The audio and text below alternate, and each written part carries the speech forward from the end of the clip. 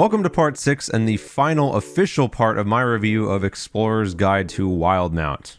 So far I've covered the sub-races, subclasses, magic items, new schools of magic, and last time the Vestiges of Divergence. In this video I'm going to be covering what is essentially the anti-Vestiges of Divergence, the Arms of the Betrayers. These weapons function similar to the Vestiges of Divergence in that they have the 3 different states of Dormant, Awakened, and Exalted. However, they are primarily meant to be destroyed in a Wildemount campaign as they are evil sentient objects. However, a player character with questionable morality might find themselves tempted by the powers that lie within these items and may want to use them for their own gain. So we're going to review them as such. As always, if you enjoyed this video and want to see more videos on all things D&D related, be sure to subscribe. And if you want to have a more in-depth conversation on the Arms of the Betrayers or all things Wildemount or D&D in general, be sure to drop by my Twitch stream. I stream every Monday, Wednesday, Saturday, link to that in the description below. So let's talk about these world-ending artifacts.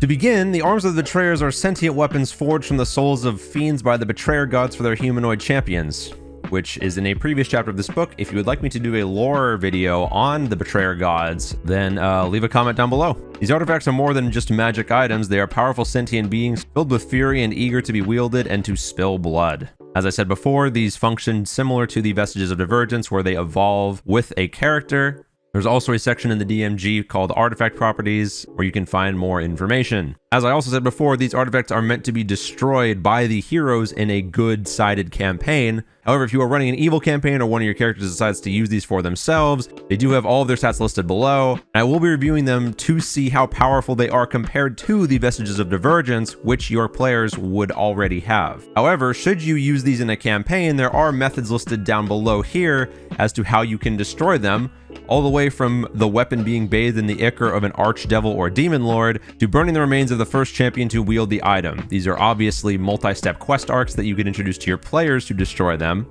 or you could pick one by yourself. This is just a table to help you get inspiration. And we will also be reviewing these in alphabetical order. To begin, we have the Blade of Broken Mirrors. It is a dagger that requires attunement by a humanoid, a weapon of Tharizdun. This dagger is a piece of jagged stone whose blade is scribed with a maze-like pattern with no beginning or end. The Blade of Broken Mirrors is a sentient, chaotic, evil weapon with an intelligence of 21, a wisdom of 24, and a charisma of 24. It has hearing and dark vision out to 120 feet. The weapon communicates telepathically with its wielder and can speak, read, and understand Abyssal and Common. Now, all of these items have this similar theme to them, so just be prepared for that. For its personality, an insane Globrazu named Ragazu lives within the Blade of Broken Mirrors. The weapon yearns to cause chaos. It learns its wielder's principles, then uses those ideals to encourage reckless action. This dagger whispers ideas of revolution. In its dormant state, the dagger grants the ability to speak, read, and write Abyssal. You gain a +1 bonus to attack and damage rolls made with this magic weapon. Immediately after you make an ranged attack, this weapon returns to your hand. Whenever you kill a humanoid with an attack using the Blade of Broken Mirrors, the blade remembers this creature's appearance. While holding the dagger, you can use an action to change your form to match any humanoid the blade remembers. Your statistics, other than your size, don't change. Any weapon you are wearing or carrying isn't transformed. You can revert your true appearance as an action. You revert to your true appearance automatically when you die. When the Blade of Broken Mirrors attunes to a new wielder, the appearances of humanoids it has killed are wiped from its memory. This essentially is a free cast of Alter Self at will, it sounds like, which is very powerful for a dormant state.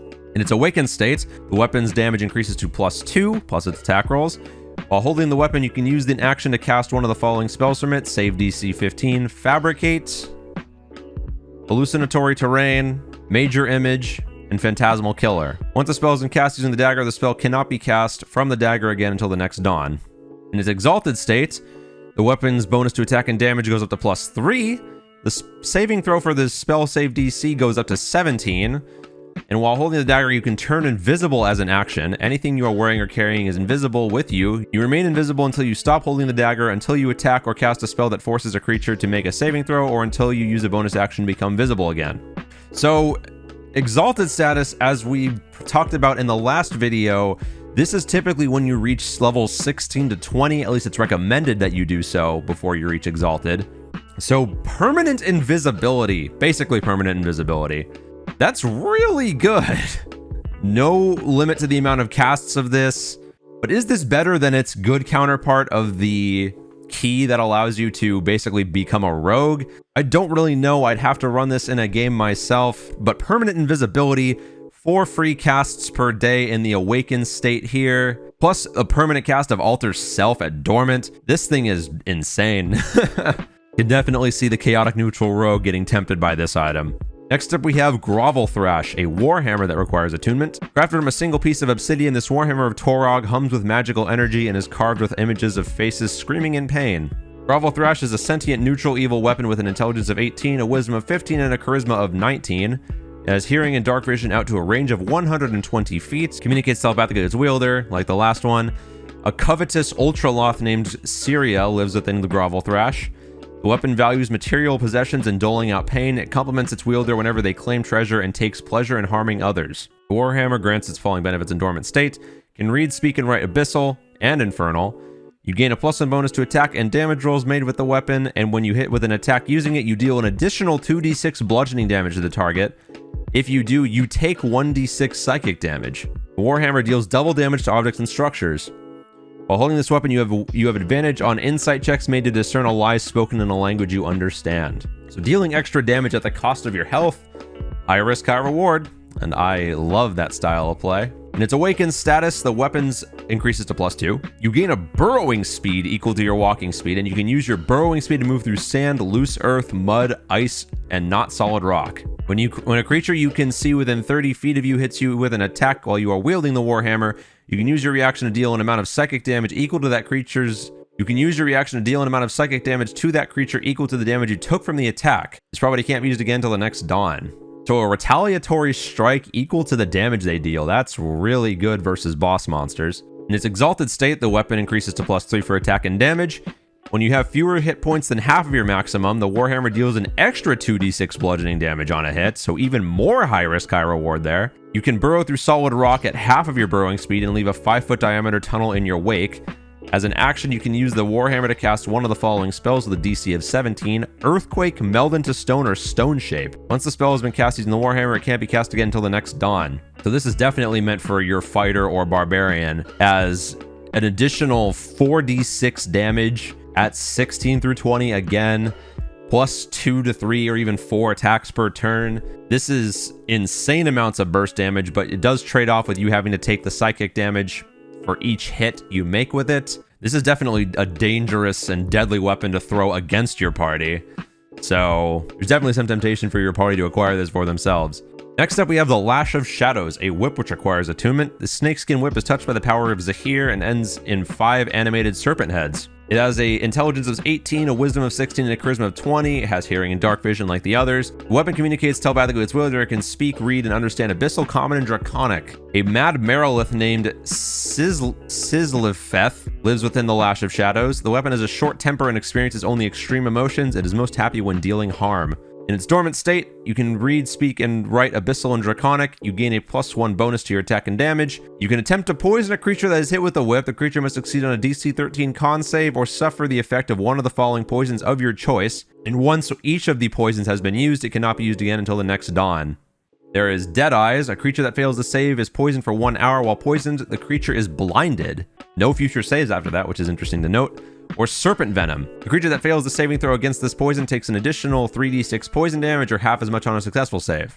So damage regardless, that's nice. In its awakened state, the weapon increases to +2. The saving throw for the DC increases to 15. The weapon gains a new poison option called Ghoul's Blood. A creature that fails the saving throw against this poison is poisoned for 1 minute. While poisoned in this way, the creature is paralyzed. However, it can repeat the save at the end of each of its turns to end the effect. In its exalted state, it goes up to a +3 weapon. The DC increases to 17, and the weapon gains a new poison option called Cockatrice Tears. A creature that fails a saving throw against this poison begins to turn to stone and is restrained. It must repeat the saving throw at the end of each of its turns. On a success, the effect ends. On a failure, the creature is petrified for 24 hours. Now, I believe this functions just like a Medusa's petrifying gaze. The DC is 14, however, and if you fail to save by 5 or more, you're instantly turned to stone.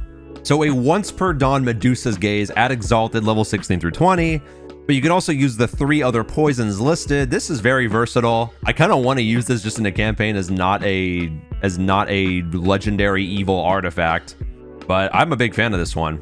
I think this would be really fun to throw against a party. Like if a Medusa had this weapon, I don't know, you could do some really flavorful things with this. Next up, we have the Mace of the Black Crown, a mace that requires attunement. This mace has a haft of black iron and a ruby head with a fiendish countenance. Carrying the boon of Asmodeus, it is fit for the most powerful servants of the 9 hells. Probably going to use this one in my Descended into Avernus campaign. The Mace of the Black Crown is a sentient lawful evil weapon with an intelligence of 20, a wisdom of 12, and a charisma of 18. Has hearing and dark vision of 120 feet again. Weapon communicates telepathically and the wielder can speak, read, and understand common and infernal. A greedy Aranyas named Zartaza lives within the Mace of the Black Crown. Zartaza wants to recruit more souls for Asmodeus, so the weapon pushes its wielder toward lawful evil actions by manipulating the wielder's dreams. A former Blood War general, Zartaza hates demons and relishes crafting sound battle plans in any conflict. In its dormant state, you can speak, read, and write infernal. You gain a +1 bonus to attack and damage rolls. While holding the mace, you can use a bonus action to speak its infernal command word, causing flames to erupt from the head. These flames shed bright light in a 40-foot radius and dim light for an additional 40 feet. While the mace is ablaze, it deals an additional 1d6 fire damage to any target it hits. The flames last until you use a bonus action to speak the command word again, or until you are no longer holding the mace. While holding the mace, you can use an action to summon an imp. Any devil you summon with this mace is friendly to you and your companions for the duration. The imp obeys any verbal commands you issue to it and returns to the 9 hells 10 minutes after you summoned it. Property cannot be used again until the next dawn. This is essentially the Find Familiar trait that warlocks get when they choose the Fiend Patron, where they can summon an imp themselves. This seems okay. It's definitely not as powerful as the other ones for the dormant status. In its awakened status, the weapon becomes a +2, and the extra fire damage dealt is increased to 2d6. The weapon's summon devil feature can also be used to summon a bearded devil. You have resistance to poison damage while holding this weapon. In its exalted state, the attack and damage rolls go to +3, the extra fire damage equals 3d6, and fire damage dealt to the mace ignores resistance to fire damage. The weapon's summon devil feature can be used to summon a barbed devil. You have resistance to fire damage while you hold this weapon. Overall, this definitely seems a little bit weaker than the other two. The summon devil feature is probably the most powerful feature of this, as the barbed devil has pretty great stats, 110 hit points. It has a lot of resistances with immunities. So this is definitely the best aspect of this weapon. You could definitely just use this in any campaign set in hell, even if it's not related to Wildemount or Exandria, and give this to the BBEG. I think this makes a lot of sense to include in that kind of campaign. I'm definitely going to be using this weapon in my Descent into Avernus campaign after reading this. It doesn't seem too broken, so you could definitely give this to your players without worrying of like ending the entire world. So I really am a big fan of this one. Next up, we have Ruin's Wake. It is a spear that requires attunement. It is made from the ivory bone of an ancient gold dragon and carved with an orc hymn to Grumush. It is a sentient chaotic evil weapon with an intelligence of 20, a wisdom of 16, and a charisma of 22. It has hearing and dark vision out to 120 feet. Communicates telepathically with its wielder, and its wielder can speak, read, and understand Abyssal, Common, and Orc. I believe that should say Orcish. A slaughter-loving Baylor named Yarrowish lives within Ruin's Wake. The weapon desires only to draw blood and pushes its wielder to solve problems with violence. In its dormant state, you can speed, read, and write Abyssal and Orcish. You gain +1 bonus to damage and attack rolls made with it, and it deals an additional 1d8 piercing damage to any target it hits. Immediately after you make a ranged attack with this weapon, it flies back to your hand. That's neat. As a reaction, when you are hit by a melee attack, you can make a melee attack with Ruin's Wake with advantage against the attacker, and you can't use this property again until you finish a short or long rest. Short rest is important there. In its awakened state, it goes up to +2, and the extra piercing damage equals 2d8. When you hurl the spear and speak a command word, it transforms into a bolt of lightning, forming a line 5 feet wide that extends out from you to a creature you can see within 120 feet. Each creature in the line, excluding yourself, must make a DC 15 Dex save, or take 8d6 lightning damage on a failed save, or half as much as on a successful one. Ruin's Wake then returns to your hand. This property can't be used again until the next dawn. So it essentially functions like a lightning bolt. That's basically what this is. You can just use the weapon as a free cast of lightning bolt once per day. That's alright. In its exalted state, the weapon goes up to +3. When holding the sphere, you can let out a battle cry as a bonus action. Each creature you choose within 30 feet of you gains advantage on attack rolls until the start of your next turn, and this property can't be used again until the next dawn. When you reduce a creature to 0 hit points with an attack using the spear, you can regain hit points equal to the damage you dealt with the attack. This property can't be used again until the next dawn. So if you kill something with the lightning bolt trait that you get in the awakened status, you would essentially lifesteal 8d6 damage, as well as possibly kill something. That's really nice. Getting that at exalted though, pretty good, but I was expecting a little bit more with this. Maybe allow it to get an extra cast of lightning bolt at exalted to make this like truly monumental of a magic item. I don't know, that's just my opinion. It's about on par with the Vestiges though, so sure. Next up we have Silkin Spite, a rapier that requires attunement. This rapier, the blade of this rapier is made with spider silk. Its onyx pommel is tipped with a ruby cut in the shape of a spider, and the blade carries the blessings of Lolth. Silkin Spite is a sentient chaotic evil weapon with an intelligence of 13, a wisdom of 15, and a charisma of 15, so it has the lowest stats so far of all these sentient evil weapons we have seen so far. It has hearing and dark vision out to 120 feet. The weapon communicates telepathically with its wielder. It can speak, read, and understand Abyssal, Common, Elvish, and Undercommon. So this weapon has the lowest mental stats of all of them so far, and yet can speak the most languages. Interesting. A murderous Yoklol named Sinifex lives within Silkin Spite. This weapon speaks in whispers, pushing its wielder to trust no one and kill those who would cause the slightest personal offense. Watch out, party members. In its dormant state, you can speak, read, and write Abyssal, Elvish, and Undercommon. You have dark vision out to a range of 60 feet if you already have dark vision. Being attuned to the rapier increases it out by another 60 feet. You gain a +1 bonus to attack and damage rolls. You can use an action to cause poison to coat the rapier's blade. The poison remains for 1 minute or until an attack using this weapon hits a creature. Creatures make a DC 13 con save or become poisoned for 1 hour. If the creature fails the throw by 5 or more, the creature is also unconscious while poisoned in this way. The creature wakes up if it takes damage or if another creature uses its action to shake the creature awake. Friendly reminder that while a creature is unconscious, the next attack that hits them in this state would be automatically a critical hit if the attack is a melee. While carrying the rapier, you can move up, down, and across vertical surfaces and upside down along ceilings while leaving your hands free. You have a climbing speed equal to your walking speed. Additionally, you can't be caught in webs of any sort and can move through webs as if they were difficult terrain. In its awakened state, the weapon attack and damage rolls go up to +2. The saving throw for the poison goes up to 15, and while holding the rapier, you can use an action to cast one of the following spells: save DC 15, Cloud Kill, Darkness, Levitate, or Web, and once you cast each of these spells, they cannot be used again until the next dawn. In its exalted state, the weapon goes up to +3, and the saving throw for the DC goes up to 17. Magical darkness does not impede your dark vision, and while holding the weapon in dim light or darkness, you can use a bonus action to teleport up to 60 feet to an unoccupied space that you can see that is also in dim light or darkness. This property cannot be used again until the next dawn. So a free cast of Misty Step, pretty much, is what this is. The +3 is standard.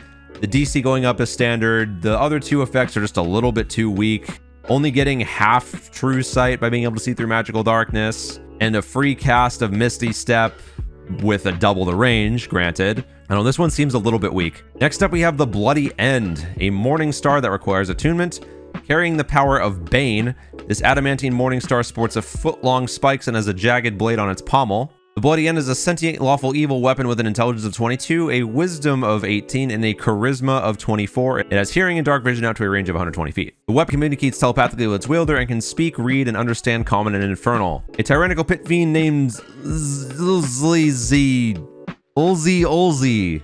Ulzi lives within the Bloody End. The weapon boisterously pushes its wielder to subjugate others and never back down from a challenge, though if the wielder doesn't demand fealty from others, the weapon is happy to demand it on their behalf. In its dormant state, you can speak, read, and write Infernal. You gain a +1 bonus to attack and damage rolls. While holding the Morning Star, you can use an action to cast one of the following spells: save DC 13, Charm Person, Dominate Person, or Fear. Once the spell has been cast using the Morning Star, it cannot be cast again until the next dawn. While holding the Morning Star, you have advantage on Intimidation checks. In its awakened state, the weapon's attack and damage rolls go up to +2, the saving throw DC goes up to 15, and when you reduce a creature to 0 hit points using the Bloody End, you can cause the following effect. Each creature of your choice within 15 feet must succeed on a DC 15 Wisdom saving throw or be frightened of you until the end of your next turn. The property can't be used again until the next dawn. When a creature hits you with a melee attack, you can use your reaction to deal 1d6 psychic damage. It should be noted that you can do this an unlimited number of times, which is nice. For its exalted state, the weapon's bonus to attack and damage rolls increases to +3. You can add Dominate Monster to the list of spells that have been cast from the Morning Star, and the saving throw DC for creatures to be frightened by the Morning Star, as well as the spells, increase to 17. When you use your reaction to deal psychic damage to a creature that hits you with a melee attack, the amount of psychic damage increases to 2d6. It's very powerful. This is just damage buff plus crowd control in a magic item. This one's really good. Definitely a noticeable power differential compared to some of the Vestiges as well as some of these other arms of the Betrayers. So pretty powerful item overall. And the last arm of the Betrayers is the Will of the Talon, a war pick that requires attunement. Black, blue, green, red, and white gems carved in the form of dragon heads cover this ostentatious gold war pick, marking it as a weapon channeling the power of Tiamat, very similar to the Wreath of the Prism, Vestige, that we talked about last video. The Will of the Talon is a sentient lawful evil weapon with an intelligence of 14, a wisdom of 15, and charisma of 19. It has hearing and dark vision out to a range of 120 feet. The weapon communicates telepathically with its wielder and can speak, read, and understand Common, Draconic, and Infernal. A short-tempered bone devil named Ashterlon lives within the Will of the Talon.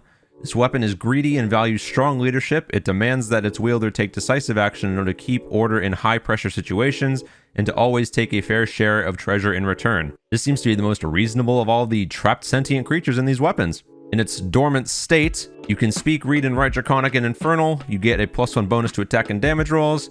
As a bonus action while holding the war pick, you can cause the following effect. Each creature of your choice that is within 30 feet of you and is aware of you must succeed on a DC 13 Wisdom saving throw or become frightened of you for 1 minute. The creature can repeat the saving throw at the end of each of its turns, ending it on a success. If a creature's saving throw is successful or the effect ends it, the creature is immune to the frightful presence for 24 hours, and the property cannot be used again until the next dawn.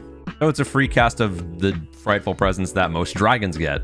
While holding the pick, you can use your action to exhale destructive energy. Pick a damage type from the Will of the Talon breath weapons table. Each creature in an area of the exhalation must make a DC 13 saving throw, the type of which is specified on the table. The creature takes 3d6 damage on a failed save or half as much on a successful one. When you use the war pick to unleash a breath weapon of a specific damage type, you can't choose that damage type until the next dawn. And the table is listed here. So you basically get 5 casts of this per day. It basically functions like a mix between the Dragonborn's breath weapon attack and a Dragon's breath weapon attack. So that's interesting. You get acid, cold, fire, and lightning damage that is either in a cone or a line. Again, almost identical to a Dragonborn's choices. And the saving throw is different, either dexterity or constitution. When the pick reaches an awakened state, you attack and damage rolls become +2. The saving throw DC for the Warpick's breath weapon property goes up to 15, and it deals 4d6 damage on a failed save. The saving throw for the DC for the Warpick's frightful presence goes up to 15, and while carrying the weapon, you have resistance to acid, cold, fire, lightning, and poison damage. When the Warpick reaches an exalted state, the bonus to attack and damage rolls goes up to +3. The saving throw for the breath weapon goes up to 17, and it deals 5d6 damage on a failed save or half as much on a success. And the saving throw DC for the frightful presence goes up to 17. This is just become a dragon, the magic item, when you get to the exalted status. 5d6 is really powerful. 5 times per rest is nice. They have to make different saves so you could like exploit certain weaknesses in ideally a player character, or if your character has this item, you could definitely have options to deal damage to creatures that might not have super high dex or a resistance to a specific damage type. This weapon's versatility definitely seems to be the best of all of the arms, so I think this one is probably my favorite of all of the arms. But I'm also biased because dragons are like my favorite enemy type in D&D, so this is kind of like made for something that I would want to use in a campaign. But that is going to do it for my review of the Arms of the Betrayers and Explorer's Guide to Wildemount. There are other sections of this book that I have not covered, such as the backgrounds and other lore aspects. However, this is going to be the final official video I do of this series, as the lore aspects of Wildemount can be covered in a whole new series of lore type videos. If that is something you guys want to see, leave a comment down below. But now I want to turn this over to you guys. What has been your favorite part of this book, if you have it, or if you've just watched videos on it? What do you like best about Explorer's Guide to Wildemount? I am genuinely very curious, so please leave a comment down below on what was your favorite part of either this series or the book of Explorer's Guide to Wildemount in general. I hope you guys enjoyed this series of videos as much as I had fun making them. And until next time, guys, happy gaming.